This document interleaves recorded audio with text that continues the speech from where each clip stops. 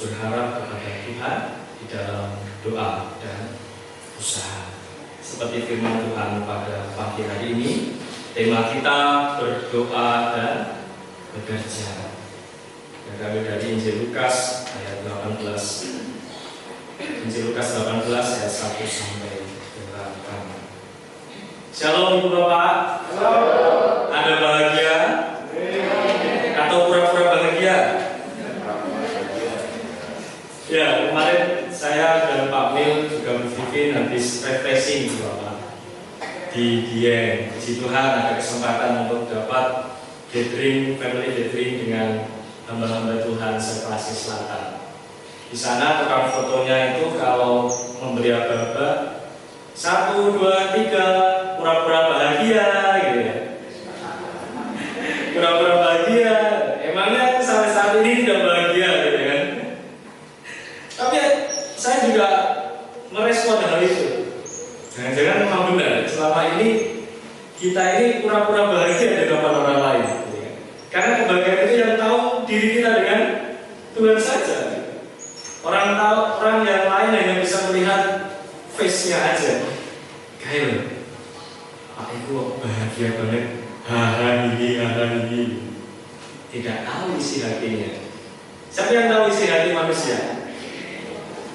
Makanya saya tanya, apakah benar-benar bahagia Ibu Bapak? Amin.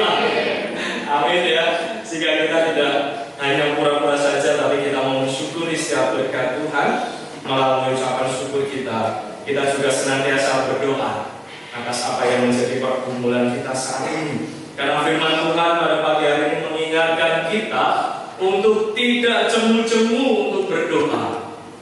Tidak henti-hentinya untuk berharap dan memohon kepada Tuhan. Meskipun saat ini kita sedang mengalami berbagai pergumulan, berbagai permasalahan yang silih berganti, tetapi firman Tuhan pagi hari ini mengingatkan kepada kita, janganlah engkau berhenti untuk terus-menerus berdoa. Oleh sebab itu mari kita melakukan firman Tuhan pada pagi hari ini. Kita merenungkannya di dalam hati kita. Kita diingatkan untuk berdoa dan bekerja. Ibu Bapak yang terkasih, ada istilah atau ada pepatah mengatakan ora et labora. Pernah mendengar? Ora et labora.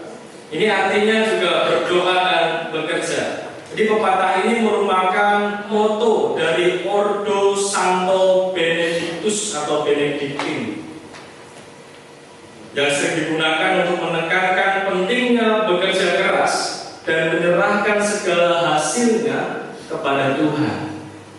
Jadi tidak hanya kita berhenti berdoa saja dan berharap saja, tetapi ada sesuatu yang harus kita lakukan, ada sesuatu yang harus kita kerjakan sebagai bukti dari iman kita. Maka kalau kita mau melihat di dalam kehidupan kita sehari-hari, kalau kita hanya berdoa, duduk diam berdoa tanpa melakukan usaha, maka firman Tuhan juga dikatakan bahwa iman tanpa perbuatan hakikatnya mati. Oleh sebab itu kita juga perlu untuk melakukan usaha. Contohnya apa sih Mas yang simpel? Ya. Misalnya Ibu Bapak tidak mempunyai uang saat itu.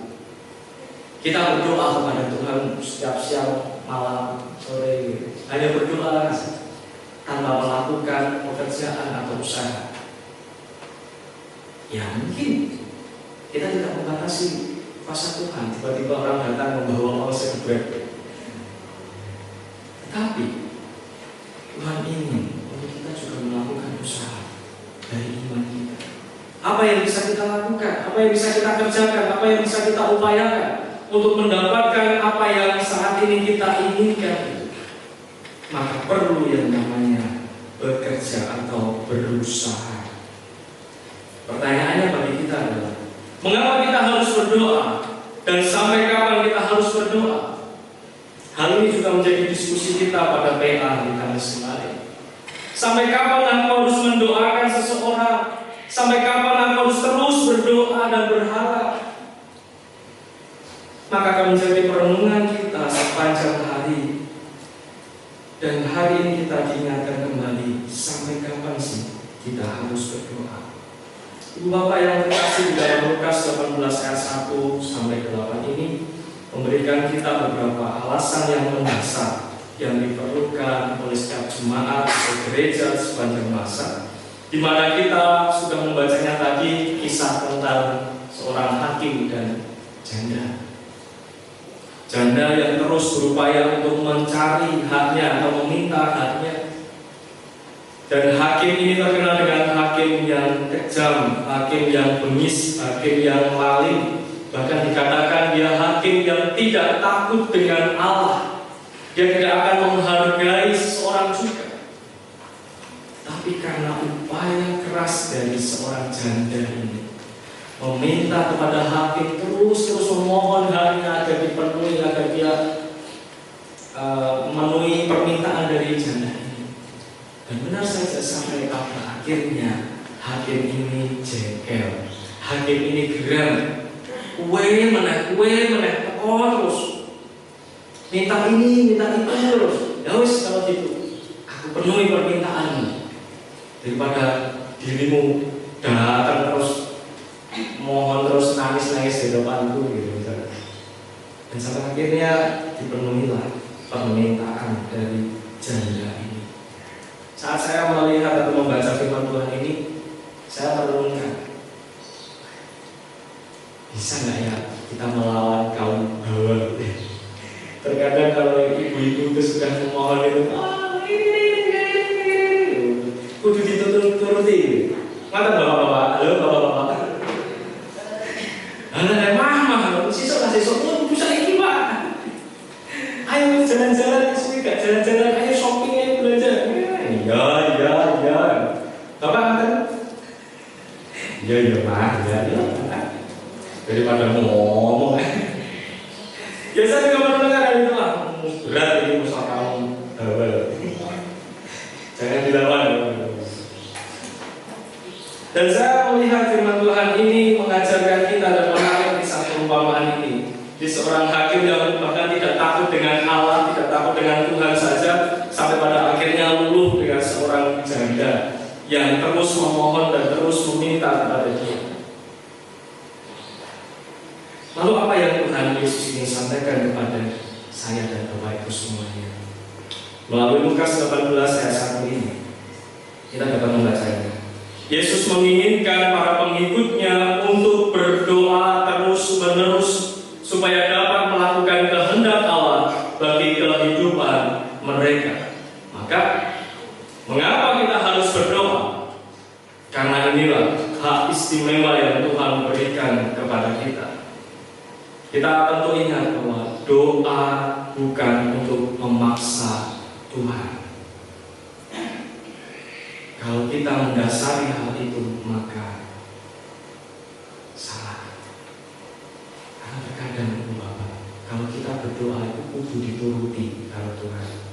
Nek dituruti, nesu. Ya, karena inilah sifat manusia. Kita ingin apa yang kita inginkan itu terpenuhi. Bahkan Tuhan saja sering kita mintai tolong terus dan terus. Tuhan, aku pengen ini, Tuhan aku pengen itu, Tuhan aku pengen melakukan hal ini, aku pengen melakukan hal itu. Dan bahkan seringkali kita seolah-olah ingin memaksa Tuhan untuk memenuhi keinginan kita. Tetapi pertanyaannya adalah, apakah kita sudah melakukan hal yang baik? Apakah kita sudah melakukan apa yang Tuhan ingin lakukan? Jadi kita sendiri malah tidak melakukan perintah Tuhan. Kita hanya bisa meminta. Maka penting bagi kita untuk kita juga melihat kehidupan kita masing-masing, Ibu Bapak. Apakah kita sudah mengerjakan apa yang jadi bagian kita? Maka di dalam doa kita serahkan, biarlah kehendak-Mu lah yang terjadi. Karena kita tahu bahwa apa yang saat ini kita inginkan, Tuhan sudah tahu. Maka Tuhan akan memberikan apa yang kita butuhkan. Tetapi masalahnya sebagai manusia kita sering serba instan, Bapak. Aku minta sekarang yo, besok dituruti, besok aku amin langsung ono gitu. Sekarang ingin serba instan. Jadi kalau kita diberi tantangan sedikit saja, apa tinggal Gusti, kita mengeluh, kita menggerutu, kita mengatakan hal-hal yang wah, gitu ya. Tapi kalau kita menyadari bahwa biarlah kehendak Tuhan saja yang terjadi, aku pasrahkan setiap satuan aku kepada Tuhan, sehingga kita tahu bahwa yang terbaiklah yang sudah Tuhan berikan kepada kita. Karena kalau kita tahu saat ini banyak sekali orang-orang yang memohon ini dan itu, lalu lupa kalau sudah diberkati oleh Tuhan. Minta jabatan, diberi jabatan, sekarang lupa sama Tuhan. Maka hati-hati, kalau kita sudah diberkati sama Tuhan itu harus mengingat komitmen kita. Ya, kalau kita sudah punya jabatan tinggi, terkadang kita lupa dengan yang di bawah. Kita semena-mena, kita bisa melakukan ini dan itu. Kita bisa memerintah orang lain untuk menghargai kita. Tapi mari kita mengingat komitmen kita. Kita mengingat apa sih yang harus kita lakukan saat kita sudah diberikan berkat dari Tuhan. Kita mengingat bahwa kita ini hanya seorang hamba. Kita harus tetap merendahkan diri. Kita harus mengingat apa yang harus firman Tuhan katakan di dalam kehidupan kita sehari-hari. Dan di dalam Lukas 18 ayat 7, orang pilihan Allah yang sejati, yaitu mereka yang bertekun di dalam iman dan kesucian, tidak akan berhenti berseru-seru kepada Allah. Sama seperti perumpamaan seorang janda yang miskin ini terhadap hakim yang lain. Ia terus-menerus memohon kepada hakim untuk dipenuhi haknya, agar dia bisa menang, agar dia bisa mendapatkan apa yang dia inginkan. Yang menarik adalah dikatakan di situ, hakim yang lalim aja memberikan apa yang janda itu inginkan, apalagi Allah Bapa di surga. Yang jelas kita tahu baik dan tahu isi hati kita, tahu keadaan kita.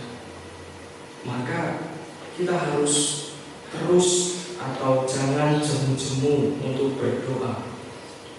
Kita mau membacanya di dalam 1 Tesalonika 5 ayat 16 sampai 18. Di situ berkata, bersukacitalah senantiasa, dan ayat 17, tetaplah berdoa, mengucap syukurlah dalam segala hal, sebab itulah yang dikehendaki Allah di dalam Kristus Yesus bagi kamu. Firman Tuhan mengatakan bersukacitalah, terima apa yang saat ini kita dapatkan dari Tuhan, syukuri semuanya itu, dan teruslah berdoa, tetap berdoa meskipun seolah-olah kok doaku belum terkabulkan si Tuhan.